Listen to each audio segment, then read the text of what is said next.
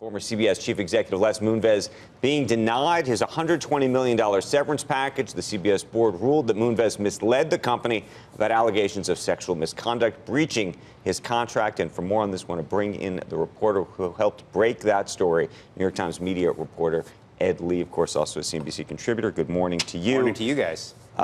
You wrote the story even just a couple of weeks ago about what the board or what the lawyers for the board were telling the board. Internal investigators, what they found, right? So, a surprise to you or not? No, this is not a surprise. I think the board probably was as straightforward in their decision as possible.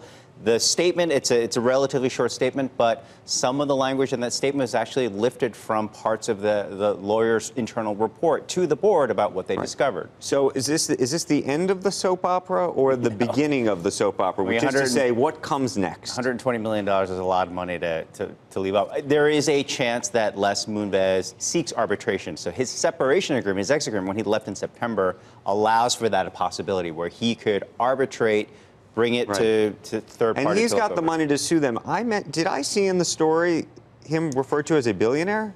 Yes, well, according to Equilar, which compiled how much money he's made over the years. He's a complete idiot at investing. Right. Yeah. I mean, he's worth $1 billion, so he's not, $120 million is still a lot of money either way. So there's a chance that he could. How many yachts can you water ski behind? He needs a wealth tax. He needs an Andrew Sorkin wealth tax of about 90%. I'm not suggesting nobody needs all that money. People, you could do a lot of good with that. And also, there's a larger PR issue with that, right? Even if he somehow. Yeah, and I would say even if all of these relationships were consensual, which I think reading the details, it's pretty hard to make that case. But even that, it's what you were telling the board at different times. I mean, that's a much tougher. What you were telling the board, what you were not telling them, the fact that he handed over his son's iPad when they asked it, to see his stuff. I know. That's not a great. That is not. No. Not good. Right. There's no good way around that. But we know that went back. What were you going to say? We know it went back to 2000.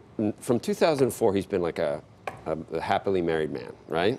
Right. Okay, so Julie, I mean, if you did something with Lorimar in the 80s, and then you don't really cop to it, is that damaging the CBS? But can you go back that far So what the investigators did, the internal investigators, what they found is that he had engaged in.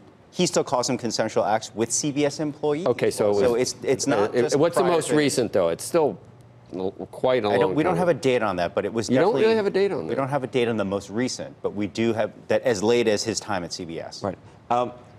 Let's just talk about sort of what goes on inside CBS. What happens next? What happens next? So Joe Iannello, current CEO. Acting CEO. Acting CEO. He is a candidate to succeed Les permanently. Handicap that.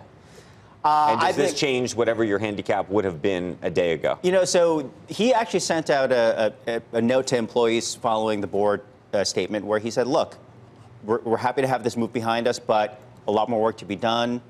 We need to fix this culture. If you have issues, you want to report stuff, call me. He actually put his phone number in the email to all CBS employees, as well as a dozen other executives. So he's acting in a manner that you should be doing it as a leader of the company. I think it sort of notches them up a little bit. But Sherry Redstone, who's a controlling owner here, she's going to have a big hand in making this decision process. They're looking at outside candidates. So he's got a 50-50 chance, I think. Right. What does Sherry Redstone think about him? So I think they've come to terms. They had a sit down when he was just before ahead of him being appointed acting chief executive. He was definitely on Les's side when there was the lawsuit that he and other board members had filed against her to kind of take away her control.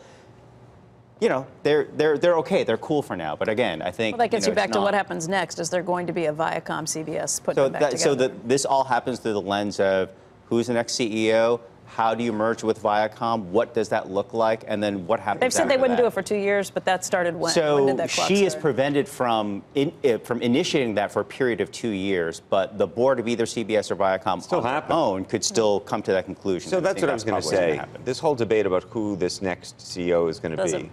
Isn't the debate about when these two companies are going to merge? Isn't that really the issue here? I think in the next 18 months, there's going to be significant corporate action on the CBS Viacom side. They actually had discussions earlier this year. There were apart on price, or apart on synergy. Why is there then a debate about who's the next CEO? Because that seems almost irrelevant. The next CEO is Bob Bakish when they're merged. Well, that's the thing. They're going to look for a CEO who can best handle this merge. In other words, who do you get to come in to run a combined company? I'm not suggesting one or two of them, but I'm saying the plan, from what I understood, always was that in the Sherry Redstone view of the world, the companies would merge. And Bob Bakish would run the combined company. Well, at least that last part is not as clear. You think that's not clear? Yeah, I think she trusts him to run Viacom for now. Certainly, I don't think that's in doubt. But I think who runs the combined entity is a much bigger deal. There's a higher fractional value and everything in terms of just how you present it to Wall Street, but then also that combined company could be up for a deal subsequent to that, right? Where that either buys other things or it becomes acquired. So that's a much more, there's a lot of corporate action needs to take place, whether it's Bob Bakish or Joe Iannello. In other words, keep your head down and make sure you're getting performance out of your company, whatever you're doing. Right.